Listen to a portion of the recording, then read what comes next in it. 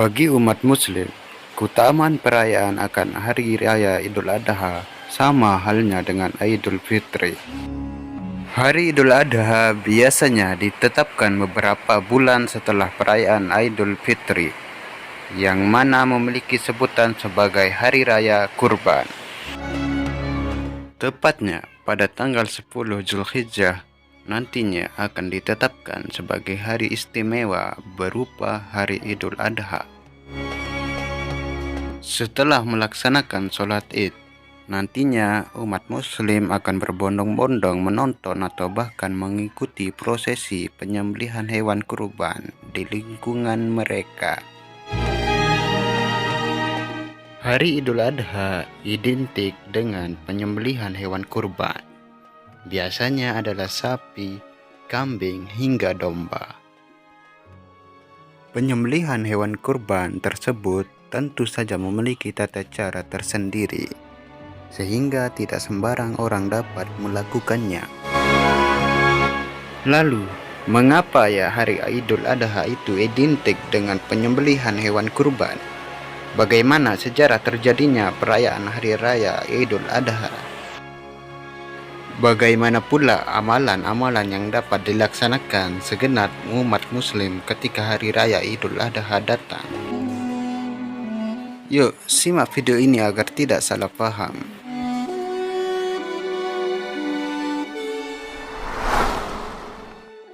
Sejarah Hari Raya Idul Adha.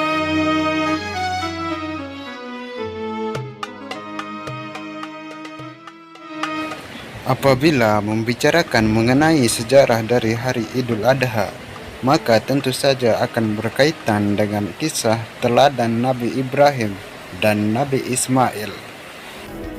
Kedua nabi tersebut adalah termasuk dalam 25 nabi yang wajib diketahui oleh segenap umat Muslim. Hari Raya Idul Adha merupakan peringatan akan peristiwa kurban, yakni ketika Nabi Ibrahim bersedia untuk mengorbankan putranya Nabi Ismail. Hal tersebut dilakukan oleh beliau sebagai bentuk kepatuhannya terhadap perintah Allah Subhanahu wa Ta'ala. Diceritakan pada kala itu, Nabi Ibrahim yang telah berusia lanjut bersama istrinya Siti Hajar belum dikaruniai seorang anak. Nabi Ibrahim sangat menginginkan kehadiran seorang anak laki-laki supaya kelak dapat meneruskan perjuangannya dalam menegakkan syiar ajaran Islam. Setiap hari Nabi Ibrahim berdoa kepada Allah Subhanahu wa Ta'ala supaya segera diberikan keturunan. Saking tekunnya beliau dalam berdoa, doanya diabadikan dalam Al-Quran, yakni pada surah As-Saffat ayat ke-100. Yang artinya, "Ya Tuhanku, anugerahkanlah kepadaku seorang anak yang termasuk orang-orang yang saleh." Melalui doa-doa tersebut, akhirnya Allah Subhanahu wa Ta'ala mewujudkan keinginan Nabi Ibrahim melalui istri keduanya, Siti Hajar. Perlu diketahui bahwa Nabi Ibrahim menikahi Siti Hajar tepat setelah beliau melakukan kunjungannya ke Mesir. Selanjutnya, Nabi Ibrahim pun membawa Siti Hajar ke Mekah untuk tinggal di sana. Keduanya melangsungkan pernikahan dan beberapa saat setelah itu, Siti Hajar mengandung hingga lahirlah seorang anak laki-laki yang diberi nama Ismail. Sayangnya, kebersamaan Nabi Ibrahim dengan anak dan istrinya tidak dapat dirasakan dalam waktu yang lama.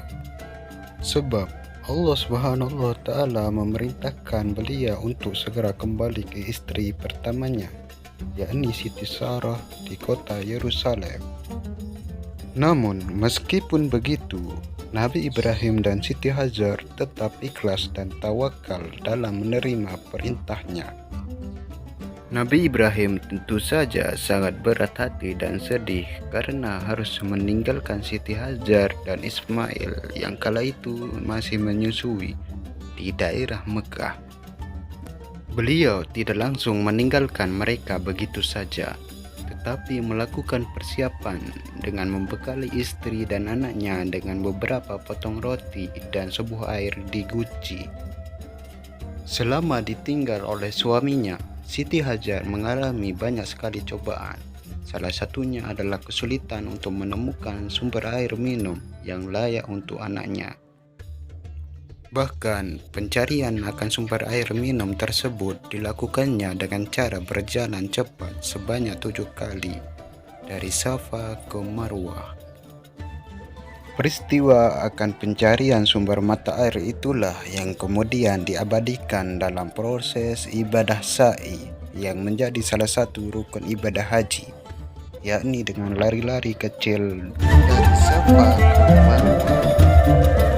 Perlu kamu ketahui bahwa sumber mata air yang ditemukan oleh Siti Hajar tersebut menjadi sumber air abadi yang kemudian dinamakan sebagai Jam-Jam.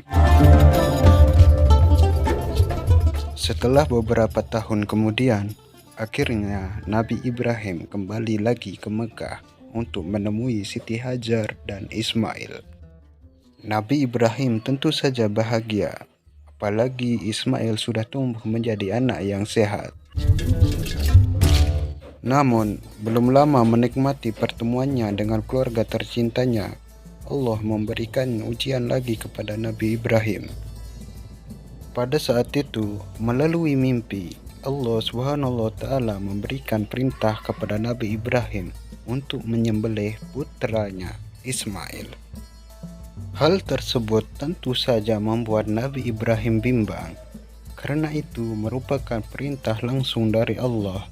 Tetapi di sisi lain, beliau juga sangat sayang kepada anaknya tersebut.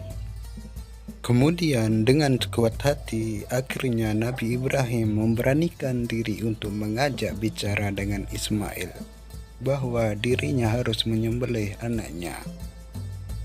Jawaban Ismail membuat Nabi Ibrahim kaget, sebab putranya ternyata bersedia untuk dijadikan kurban, sebagaimana perintah dari Allah. Akhirnya, waktu untuk menyembelih Ismail pun datang. Awalnya, Nabi Ibrahim sangat ragu untuk mengarahkan pisau kepada anaknya.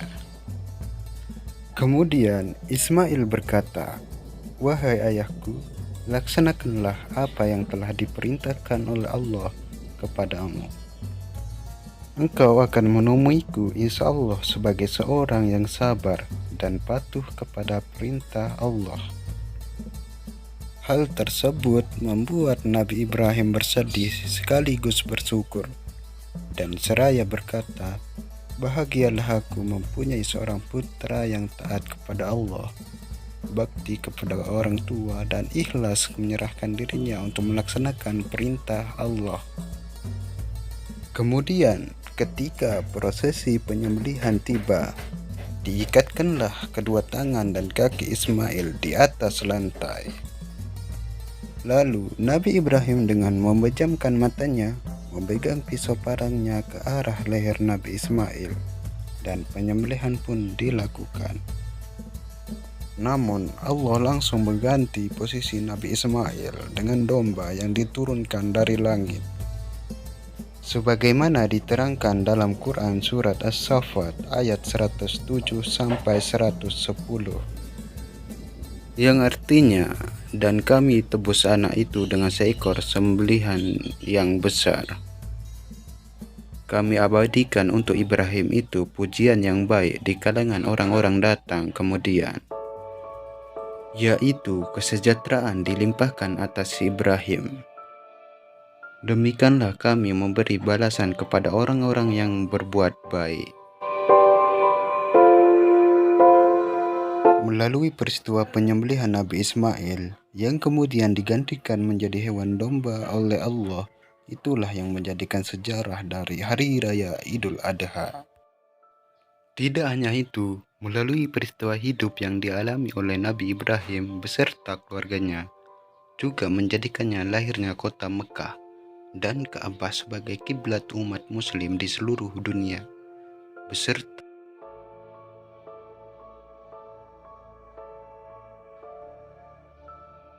Secara tidak langsung, keberadaan air Zam-Zam dan ibadah sa'i juga menjadi tonggak perjuangan dari seorang wanita yang sabar dan tabah, yakni Siti Hajar. Terima kasih telah menonton video ini hingga habis.